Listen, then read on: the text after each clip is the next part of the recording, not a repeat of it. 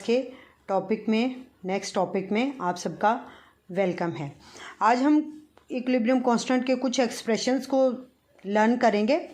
Last lecture में हमने पढ़ा कि लास्ट लेक्चर जो हमारा था उसमें हमने पढ़ा कि इक्विलिब्रियम कांस्टेंट इसका एक्सप्रेशन हम इस तरह से लिखते हैं, प्रोडक्ट की कंसंट्रेशन। लास्ट लेक्चर में हमने स्टडी किया कि इक्विलिब्रियम कांस्टेंट का जब हम एक्सप्रेशन लिखते हैं तो उसमें प्रोडक्ट्स की कंसंट्रेशंस हमेशा एक्टिव मासेस जो होते हैं इसकी कंसंट्रेशंस न्यूमरेटर में लिखी जाती हैं एंड रिएक्टेंट की कंसंट्रेशंस जो होती हैं और उसके एक्टिव मासेस जो होते हैं उनको हम डिनोमिनेटर में लिखते हैं। अब यहाँ पर कुछ रिएक्शन को स्टडी करेंगे और उनके इक्विलिब्रियम कांस्टेंट एक्सप्रेशन को भी लर्न करेंगे।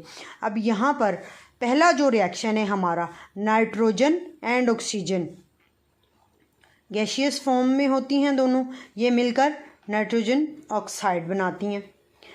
N2 प्लस O2 एक रिवर्सिबल रिएक्शन में फॉर्म करती है 2NO। इस रिएक्शन में ये N2 एंड O2 ये दोनों गैसेस हमारे रिएक्टेंट्स हैं। रिवर्सिबल रिएक्शन है, ये एरो से शो हो रहा है कि इसको हम रिवर्सिबल रिएक्शन कहेंगे। डबल हेडेड एरो है, रिएक्शन फॉरवर्ड भी हो रहा है बैकवर्ड भी हो रहा है। पहले हम फॉरवर्ड रिएक्शन को स्टडी करते हैं। इसमें क्या होता है कि N2 एंड O2 रिएक्ट करके कन्वर्ट हो जाते हैं 2NO में। ये भी एक गैस है और ये जो चीज़ बनती है इसको, जो नई चीज़ बनती है इसको हम प्रोडक्ट के तौर पे आइडेंटिफाई करते हैं। अब इसका इक्विलिब्रियम कांस्टेंट एक्सप्रेशन देखते हैं। उसी फॉर्म में होगा जब हमारे पास जो हमारा रिएक्शन होगा वो रिवर्सिबल होगा। इक्विलिब्रियम कांस्टेंट का एक्सप्रेशन, प्रोडक्ट की कंसंट्रेशन ऊपर लिखेंगे। प्रोडक्ट क्या है? NO, ये हमारी प्रोडक्ट है। अब यहाँ पर जो है नंबर ऑफ मोल्स, थोड़ा सा गौर करें तो इसके साथ नंबर ऑफ मोल्स 1 है, ऑक्सीजन के 1 है, NO के 2 हैं। स्टार्ट में नंबर ऑफ मोल, इनकी मोलर ये नंबर ऑफ मोल्स स्टार्ट में लिखे होते हैं। जब हम प्रोडक्ट लिखेंगे तो हम पढ़ चुके हैं कि इसकी स्क्वायर ब्रैकेट के ऊपर पावर कोफिशिएंट के तौर पे इसका मोल्स आएंगे। इस प्रोडक्ट के नंबर ऑफ मोल्स 2 हैं तो ये स्क्वायर ब्रैकेट में हम ऊपर लिख देंगे। अब न्यूमरेटर में आए तो न्यूमरेटर में हम हमेशा क्या लिखते हैं? रिएक्टेंट्स। अब ये रिएक्टेंट्स कौन से हमारे? Nitrogen and oxygen. नाइट्रोजन की हमने लिख दी, ये एक्टिव मास है, इसका एक्टिव मास की रिप्रेजेंटेशन है। फिर साथ में दूसरा रिएक्टेंट हमारा ऑक्सीजन का, दोनों का ये प्रोडक्ट आ गया। तो ये इस तरह से इक्विलिब्रियम कांस्टेंट का एक्सप्रेशन आ गया पहले हमारे रिएक्शन के लिए। दूसरा रिएक्शन स्टडी करते हैं जिसमें अमोनिया की फॉर्मेशन होती है। अमोनिया की फॉर्मेशन में नाइट्रोजन गैस, हाइड्रोजन गैस 1 और 3 मोल की रेशो से 1 मोल नाइट्रोजन गैस का 3 मोल हाइड्रोजन गैस के ये कंबाइन करते हैं और इससे 2 मोल अमोनिया बनती है, फॉर्म होती है। ये भी एक रिवर्सिबल रिएक्शन है।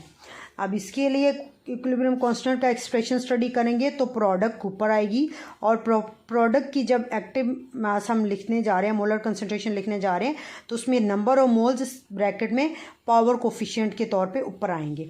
इस तरह न्यूमरेटर में हमारी रिएक्टेंट्स आ जाते हैं। अमोनिया एंड नाइट्रोजन इस केस में हमारे रिएक्टेंट हैं, नाइट्रोजन एंड हाइड्रोजन इस केस में हमारे रिएक्टेंट्स हैं एंड अमोनिया हमारी प्रोडक्ट है। जब इक्विलिब्रियम कांस्टेंट का एक्सप्रेशन लिखेंगे प्रोडक्ट की कंसंट्रेशंस ऊपर लिखी जाएंगी और इसकी कंसंट्रेशन पे जो पावर होगी वो इसके नंबर ऑफ मोल्स होंगे और रिएक्टेंट की कंसंट्रेशन न्यूमरेटर में नीचे लिखते हैं और पहले हम रिएक्टेंट लिखेंगे फिर इनकी कंसंट्रेशंस जो हैं वो इस तरह से लिखिए। और ये इनका प्रोडक्ट है, इनके दरमियान कोई साइन नहीं है क्योंकि हमने इक्विलिब्रियम कांस्टेंट में पढ़ा था कि ये एक्टिव मासेस का या मोलर कंसंट्रेशन का प्रोडक्ट होता है। प्रोडक्ट, अगर ऊपर प्रोडक्ट मतलब हासिल ज़रब, यहाँ पर जो चीज़ मैं बात कर रही हूँ प्रोडक्ट की, ये इन दोनों का हासिल ज़रब है। अगर हमारे पास प्रोडक्ट भी एक या एक से 2 हों तो उनको भी ऊपर दोनों को मेंशन करेंगे। इक्विलिब्रियम कांस्टेंट का एक्सप्रेशन तो हमने पढ़ लिया। अब हर चीज़ जिसका एक्सप्रेशन होता है उसका यूनिट भी होता है। एज इन केस टाइम का यूनिट सेकंड है, लेंथ का यूनिट मीटर है, वेट का यूनिट ग्राम है। तो ये चीज़ें इसी तरह इक्विलिब्रियम कांस्टेंट का एक्सप्रेशन है तो इसका भी कोई यूनिट होगा ना, तो इसका यूनिट स्टडी करने से पहले हम ज़रा इसका एक्सप्रेशन देखते हैं। कैसे हम लिखते हैं, product of concentration of products raise to the power coefficient. Product, अब यहाँ पर जो प्रोडक्ट है ये है हस्ले ज़रब, किसका, प्रोडक्ट्स का। प्रोडक्ट, अब ये जो प्रोडक्ट है ये वो चीज़ें हैं जो हासिल हो रही हैं, जो चीज़ें नई बन रही हैं। नई बनने वाली चीज़ों का हासिले ज़रब और उसकी पावर कोफिशिएंट उसका होता है जो यहाँ पर नंबर ऑफ मोल्स होते हैं, और इसकी रेशो, इसकी निस्बत बटे में आ जाता है product of concentration of reactants. Reactant की जो प्रोडक्ट है कंसंट्रेशंस क्या हासिले ज़रब है वो हमेशा हम इक्विलिब्रियम कांस्टेंट एक्सप्रेशन में नीचे लिखते हैं न्यूमरेटर में। यही चीज़ उन्होंने यहाँ पे स्टेट की हुई है, raise to the power coefficient. Same is the case with reactants कि इनकी जो पावर होगी उसको ऊपर कोफिशिएंट बना दिया जाता है, जो इनके नंबर ऑफ मोल्स होंगे ना वो ब्रैकेट में ऊपर कोफिशिएंट के तौर पे लिखे जाते हैं।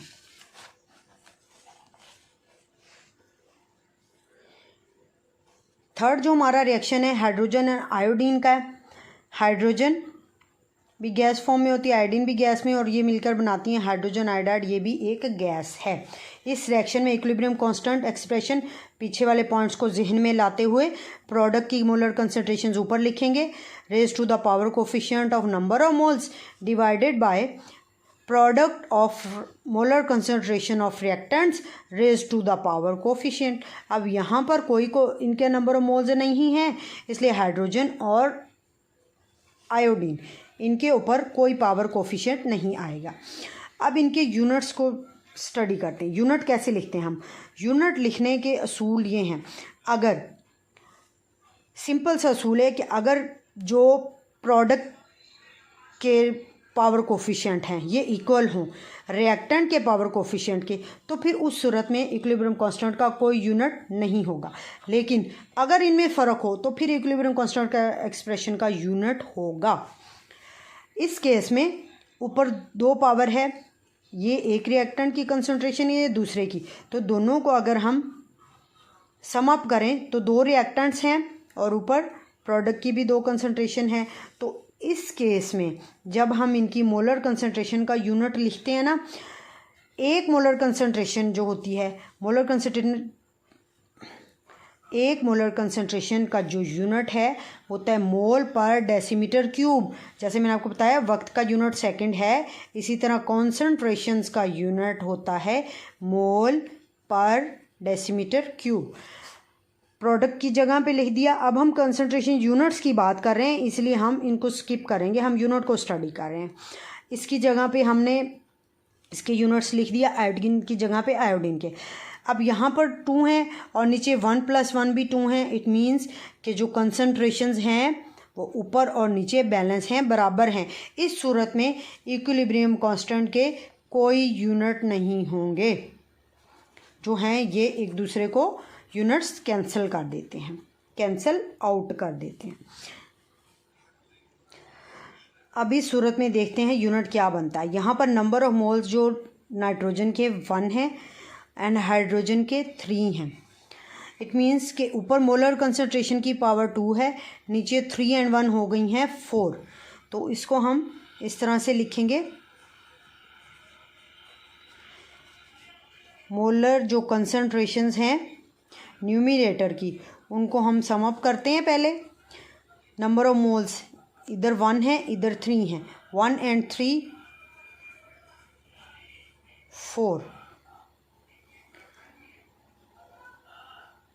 डेसीमीटर क्यूब इधर 1 है इधर 3 है, -3 3 ज़ार -9, 1 - 3 -3।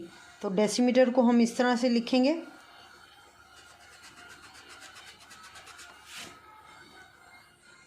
मोलर कंसंट्रेशन में नीचे रिएक्टेंट्स में मोल का यहाँ पे 1 है और यहाँ पर मोल की वैल्यू 3 है। स्केयर के ऊपर जो वैल्यू होगी वही सारे इन कंसंट्रेशन यूनिट्स की होगी ना। 1 और 3, 1 + 3 4 हो गए। अब डेसीमीटर क्यूब को अगर हम देखें ये -3 है एंड इधर -3 -3 मल्टीप्लाई करेंगे तो ये -9 एंड -3 इक्वल हो जाएंगे -12। और ऊपर जब इसके कंसंट्रेशन यूनिट लिखेंगे mole square 2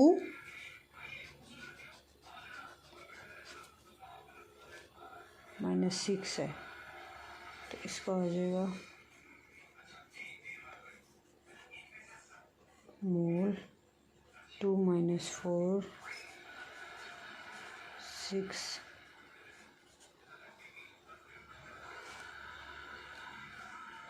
is equal to -2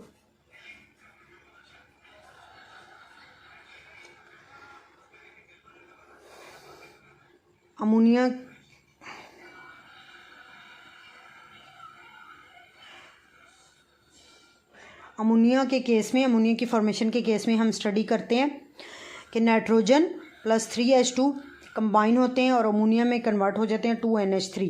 इसकी मोलर कंसंट्रेशन हमने लिखी। इसको अब हम इसका यूनिट ड्राइव करते हैं कि क्या यूनिट बनेगा हमारे इक्विलिब्रियम कांस्टेंट का। यहाँ पर बाहर स्क्वायर है तो इसको हम मोल के साथ भी स्क्वायर लिख देंगे। -6 है, -3 का जब स्क्वायर लेते हैं तो ये -6 के इक्वल होता है। ये ऊपर वाले जो प्रोडक्ट हैं इनके मोलर कंसंट्रेशन यूनिट्स हो गए सिंप्लीफाई। अब रिएक्टेंट्स के करते हैं सिंप्लीफाई। कैसे करेंगे? मोल के बाहर जो ब्रैकेट में पावर लिखी होगी वो मोल के साथ लिखेंगे। इस केस में मोल की पावर 1 है और इस केस में मोल की पावर 3 है तो इसको प्लस कर दें, मोल 1 प्लस मोल 3। मोल की पावर यहाँ पर इस रिएक्टेंट्स में आ गई 4। अब डेसीमीटर क्यूब की तरफ आएँ। डेसीमीटर क्यूब -3 की पावर 1 है एंड -3 की पावर 3 है।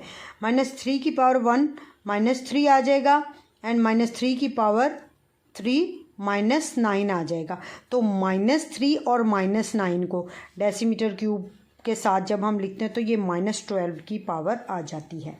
तो नीचे हम रिएक्टेंट्स की मोलर कंसंट्रेशन सिंप्लीफाई करने के बाद आ गई मोल की पावर 4, डेसीमीटर की पावर -12 है। अब जब हमने इनको फर्दर सिंप्लीफाई करना है तो हम ये जो नीचे ऊपर कंसंट्रेशन सेम है ना, तो हम इनको नीचे वाली कंसंट्रेशन को उठाकर ऊपर ले जाएंगे और ऊपर वाली में से माइनस कर देंगे। अब मोल स्क्वायर था ऊपर, उसमें से 4 माइनस किया तो मोल इज इक्वल टू आ गया मोल की पावर -2 मोल पर स्क्वायर आ गया। अब डेसीमीटर क्यूब का देखें तो डेसीमीटर में ऊपर -6 था, नीचे -12। -12 को जब हम ऊपर लेके जाएंगे, न्यूमरेटर को डिनोमिनेटर में लेकर जाएंगे तो ये प्लस हो जाएगा। नीचे से ऊपर जाते हुए ये साइन चेंज हो जाएगा। तो डेसीमीटर क्यूब का यहाँ पर जो साइन आएगा वो dm+6 होगा। इस तरह से इस रिएक्शन का इक्विलिब्रियम कांस्टेंट एक्सप्रेशन ये है। एक एग्जांपल हम स्टडी करते हैं इसी से रिलेटेड। हाइड्रोजन और आयोडीन जब रिवर्सिबल रिएक्शन के थ्रू कंबाइन होते हैं तो हाइड्रोजन आयोडाइड में कन्वर्ट होते हैं। इस केस में हाइड्रोजन की कंसंट्रेशंस गिवन है। जब हमने एग्जांपल या कोई भी इस तरह का न्यूमेरिकल वैल्यू सॉल्व करनी होती है, सबसे पहले हम गिवन डाटा लिख लेते हैं। गिवन डाटा है जी हाइड्रोजन की कंसंट्रेशन जो गिवन है, आयोडीन की कंसंट्रेशन भी गिवन है, हाइड्रोजन आयोडाइड की कंसंट्रेशन भी गिवन है। तो इन सारी कंसंट्रेशंस की वैल्यूज़ हम इक्विलिब्रियम कांस्टेंट एक्सप्रेशन में पुट करेंगे और इसका स्क्वायर लेंगे क्योंकि इसका ऊपर स्क्वायर है, यहाँ पर स्क्वायर है। कंसंट्रेशन का भी स्क्वायर होगा, यूनिट्स का भी स्क्वायर होगा। तो इसको जब स्क्वायर लेंगे, इनको मल्टीप्लाई करके इनके आंसर पे इसके स्क्वायर को डिवाइड करेंगे तो आंसर हमारे पास 80 आता है। इस केस में इसके कोई यूनिट नहीं है, जैसा कि हम इस केस में इसके कोई यूनिट नहीं है। प्रीवियस टॉपिक में हम पढ़ चुके हैं कि जब कंसंट्रेशन ऊपर 2 हो और नीचे भी सम अप कंसंट्रेशन का इज इक्वल टू 2 बन रहा हो तो उस सूरत में इक्विलिब्रियम कांस्टेंट एक्सप्रेशन का कोई यूनिट नहीं होता। नंबर ऑफ मोल्स दोनों साइड पे बराबर हो गए हैं ना, इसीलिए कोई यूनिट नहीं होता। इसका 1 नंबर मोल, इसका 1, दोनों को प्लस करें 2 हो जाते हैं और इसका भी 2 है। तो जब इस तरह का केस बन रहा होता है तो ये याद रख लें कि इस केस में इक्विलिब्रियम कांस्टेंट एक्सप्रेशन कोई यूनिट नहीं रखेगा। वैल्यू आएगी लेकिन वैल्यू के साथ हम कोई भी यूनिट नहीं लिखेंगे। दैट्स इट, आज का टॉपिक कंप्लीट हो गया है। नेक्स्ट टॉपिक के लिए थोड़ा सा वेट करें। अच्छा सा तैयार करके अच्छे कॉम्प्रिहेंशन फॉर्म में आपके लिए लेकर आऊँगी। Thank you so much. अपना ख्याल रखें, अपने प्यारों का ख्याल रखें। अल्लाह हाफिज़।